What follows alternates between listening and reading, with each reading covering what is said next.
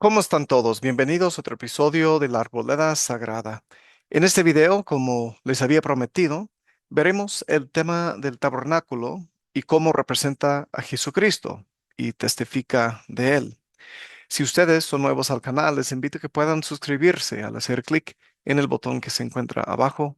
Después, favor de hacer clic en la campanita y seleccionar la opción de recibir todas las notificaciones del canal. Así van a enterarse cada vez que salga un nuevo video aquí, como este, por ejemplo.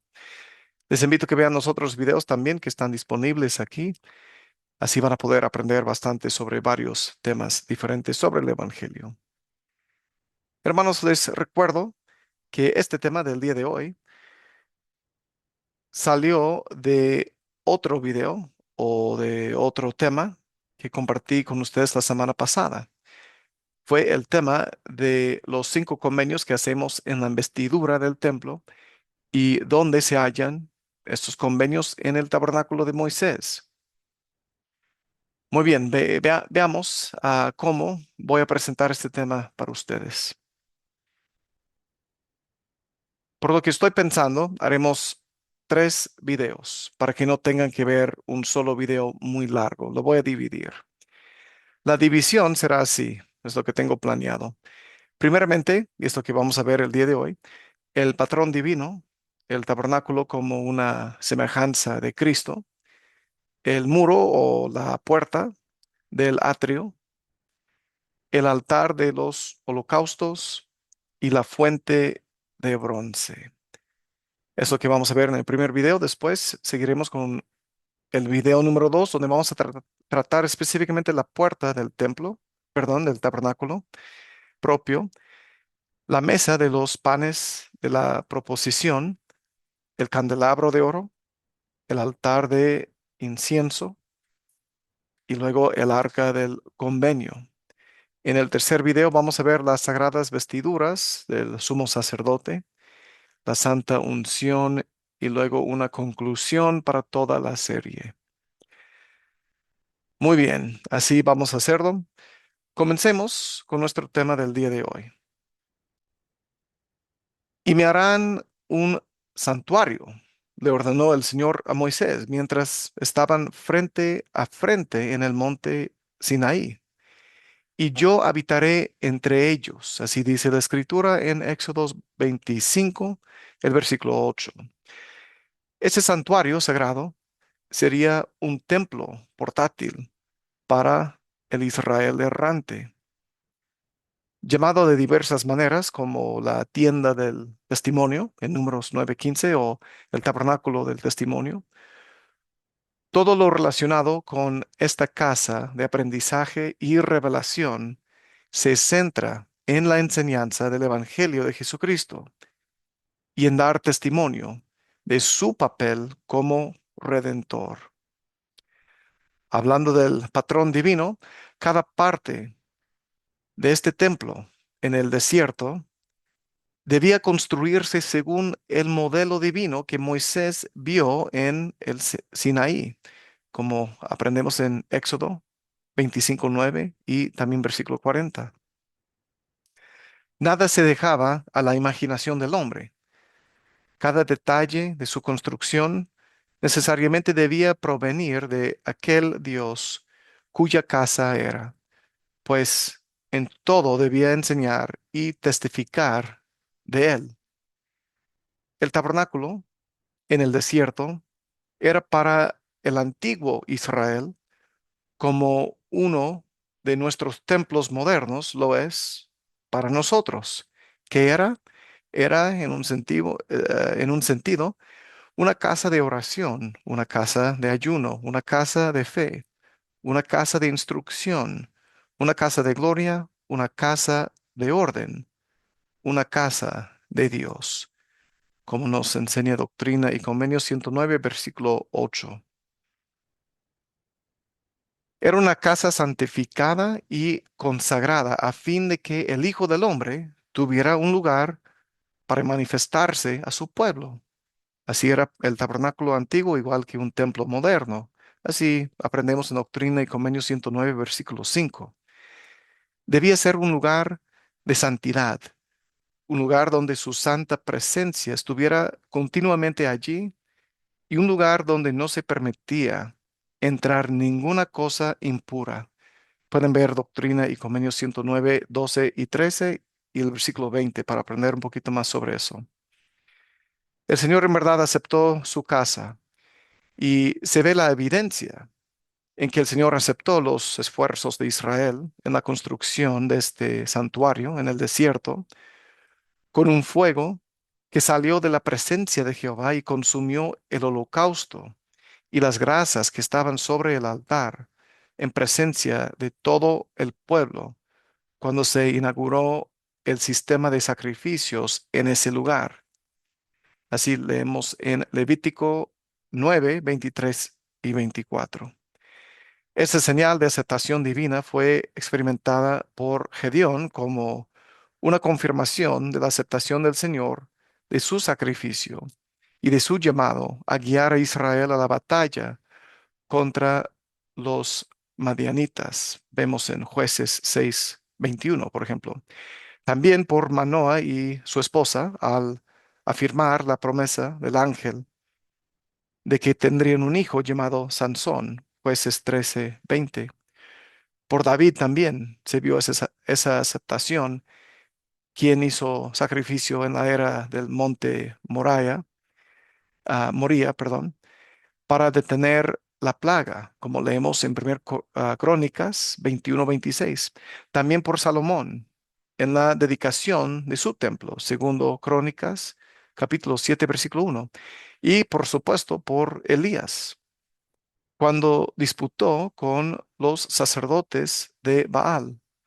Primer libro de Reyes, capítulo 18, versículo 38. Pueden ver todos esos ejemplos de la manifestación divina y la aceptación de esta manifestación divina. El Israel moderno vivió una experiencia muy similar al reunirse para dedicar el primer templo de esta dispensación. En medio del servicio de dedicación, se oyó un ruido como un viento fuerte que soplaba, el cual llenó el templo, y toda la congregación se levantó simultáneamente, impelida por un poder invisible. Muchos empezaron a hablar en lenguas y a profetizar. Otros vieron visiones gloriosas.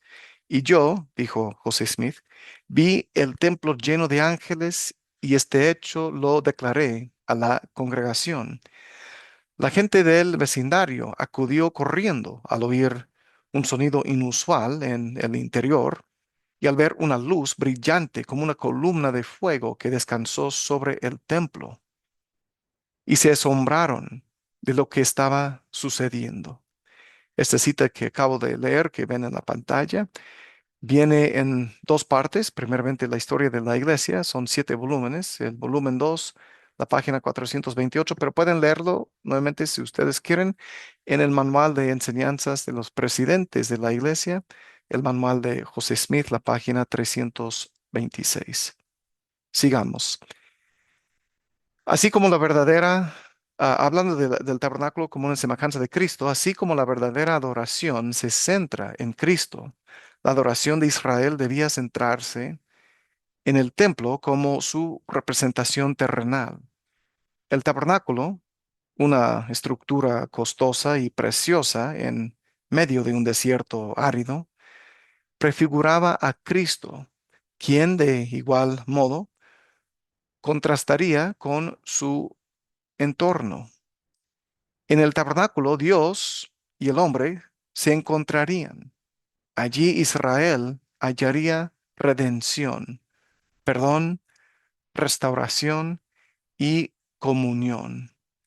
De igual modo, en Cristo se hicieron accesibles estas bendiciones. Hablando del muro y la puerta del tabernáculo, el atrio del tabernáculo estaba rodeado por un muro de lino fino torcido. Su color blanco, símbolo de rectitud y pureza, identificaba apropiadamente aquello que separa las cosas del mundo de las cosas de Dios. Igualmente es evidente que la rectitud y la pureza constituyen el muro de separación para quienes se encuentran dentro y fuera. Había una sola puerta al tabernáculo, así como hay una sola puerta al reino de los cielos. Numerosos pasajes en las Escrituras anuncian que el bautismo es esa puerta. Por ejemplo, segundo Nefi 31:17, Doctrina y Convenios 22:2, también versículo 4 y Doctrina y Convenios 43:7, entre otras escrituras. Así uno entra tanto al reino terrenal como al reino celestial al aceptar a Cristo y tomar sobre sí su nombre. Por eso vemos que Cristo se llama a sí mismo la puerta cuando él estaba enseñando a los judíos, y podemos leer sobre eso en Juan, el Evangelio de Juan, capítulo 10, el versículo 9. El lino fino torcido, similar al del muro exterior, también se usaba para cubrir la puerta. Su longitud de 20 codos estaba bordada con azul, púrpura y carmesí.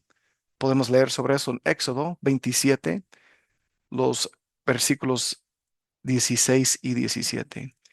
Este era también el diseño del tabernáculo. Dado que los colores fueron designados por revelación, anticipamos que estarán ricos de simbolismo. El primer color mencionado es el azul, cuyo simbolismo ya estaba establecido entre los hijos de Israel.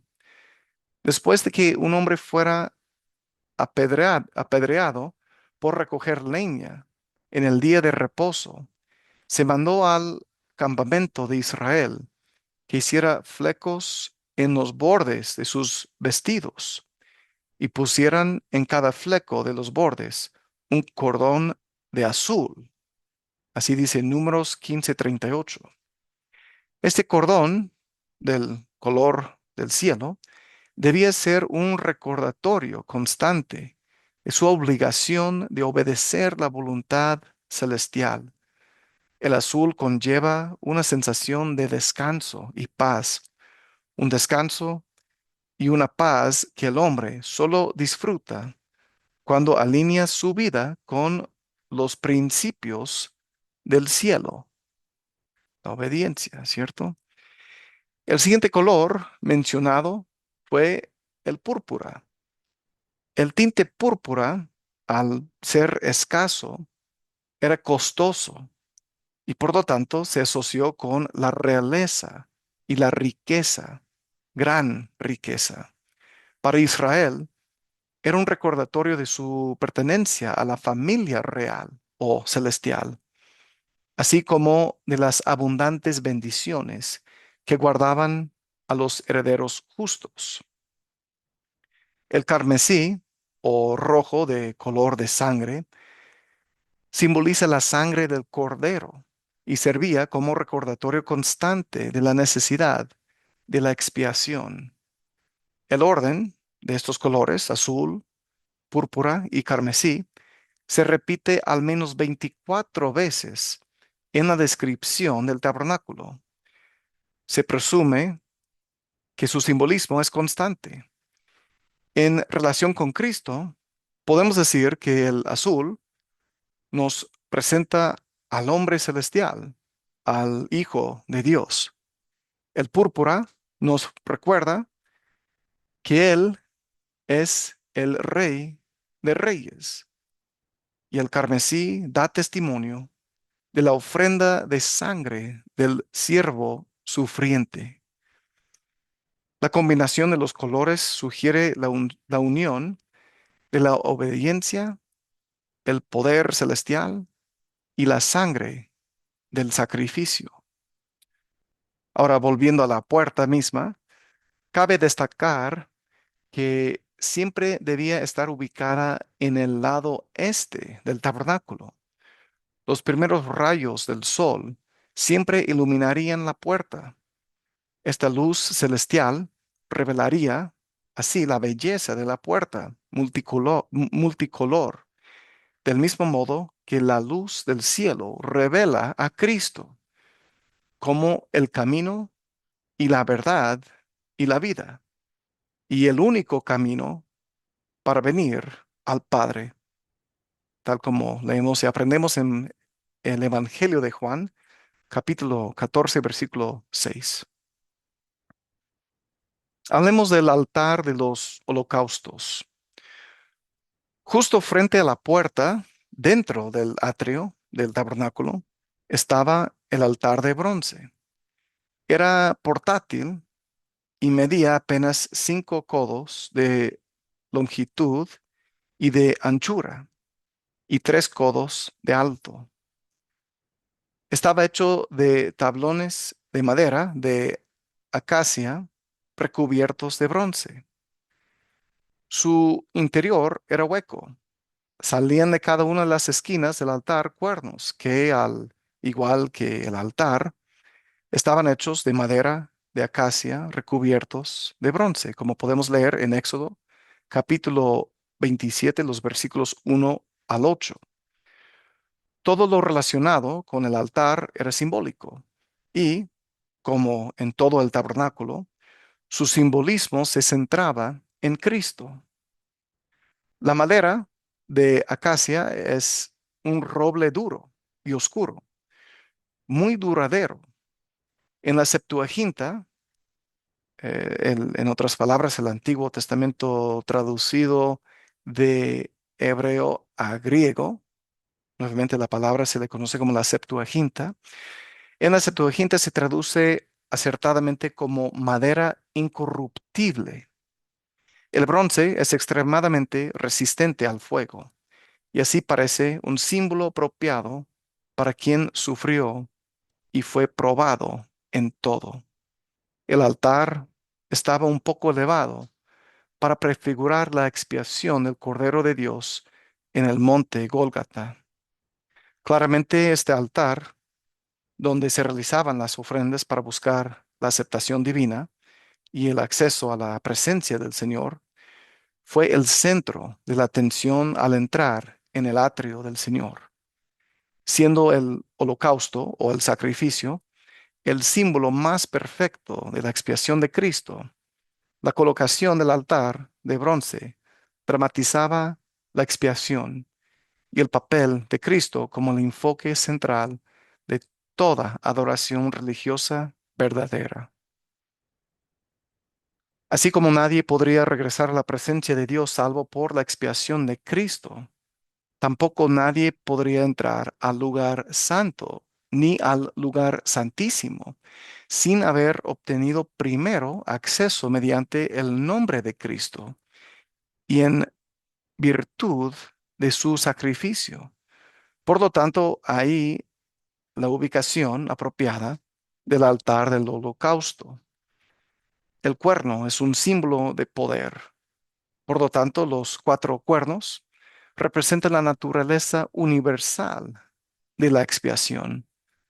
La sangre del sacrificio se ponía en los cuernos, como leemos en Levítico 4:25, versículo 30, versículo 34 también. Nuevamente, versículos 25, 30 y 34 del capítulo 4 de Levítico.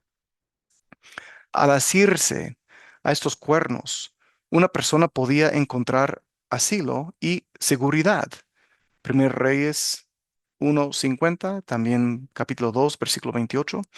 Aunque no era así si era culpable de asesinato premeditado, como aprendemos en Éxodo 21:14. El fuego, que inicialmente provenía del cielo, como habíamos visto en Levítico 9:24, nunca dejaría de arder. Levítico 6:13, enseñando así que la expiación de Cristo nunca perderá su poder para limpiar al hombre del pecado. El altar o la mesa de Jehová, como lo llamó Malaquías en Malaquías 1:7, era el lugar de intercesión, pacificación, expiación y santificación. Lo que era consumido por sus llamas había sido consumido figurativamente por Dios y por lo tanto se entendía que había sido aceptado por él. Con excepción de la ofrenda de grano, los sacrificios ofrecidos en el altar de bronce se centraban en el derramamiento de sangre. Representaban al inocente que muere por los culpables. El holocausto del sistema mosaico se diferenciaba del, de los patriarcas únicamente en que la sangre se derramaba antes de colocar la ofrenda en el altar, en lugar de hacerlo sobre el altar. En todos los demás aspectos, el ritual parece haber sido el mismo. Nuevamente, el sacrificio fue eficaz solo en la medida en que simbolizaba el gran sacrificio del Cordero de Dios. Como explicó uno de nuestros apóstoles modernos, quienes participaban en estos sacrificios, dice el elder Bruce R. McConkie, de hecho hacían convenios con el Señor para recordarlo siempre, tomar su nombre sobre sí y guardar sus mandamientos, todo a cambio de su promesa de que el Espíritu Santo estaría con ellos y les daría la herencia final de la vida eterna. Esa cita viene de su libro en inglés The Promised Messiah, es decir, el Mesías prometido, la página 386. Necesariamente el bautismo debía preceder tal ritual. Así como el Israel moderno renueva los convenios mediante el sacramento, o sea, la Santa Cena, el antiguo Israel renovaba los suyos mediante un sistema de sacrificios rituales. Bien, hablemos sobre la fuente de bronce. Otro mueble que ocupaba un lugar en el atrio del tabernáculo era la fuente de bronce. Estaba situada detrás del altar de holocaustos y delante de la puerta del lugar santo. Este recipiente o pila contenía el agua que los sacerdotes usaban para lavarse las manos y los pies antes de entrar en el tabernáculo o acercarse al altar de bronce. Eso enseñaba la absoluta necesidad de estar limpios tanto al acercarse al Señor como al servirle. El Señor mandó, se lavarán las manos y los pies para que no mueran. Así dice Éxodo, capítulo 30, los versículos 17 al 21. Tanto en el Evangelio preparatorio de Moisés como en la plenitud de la ley del Evangelio, los antiguos no tenían dudas de que nada impuro podía entrar en la presencia del Señor. La necesidad de ese ritual de lavamientos cada vez que uno entraba al tabernáculo simbolizaba la constante necesidad de purificarse y limpiarse de las impurezas del mundo terrenal. Lavarse las manos era emblemático de la necesidad de realizar obras de justicia. De igual modo, el lavarse los pies caracterizaba la necesidad de caminar por sendas de rectitud. Cristo siempre estuvo en la senda de la rectitud.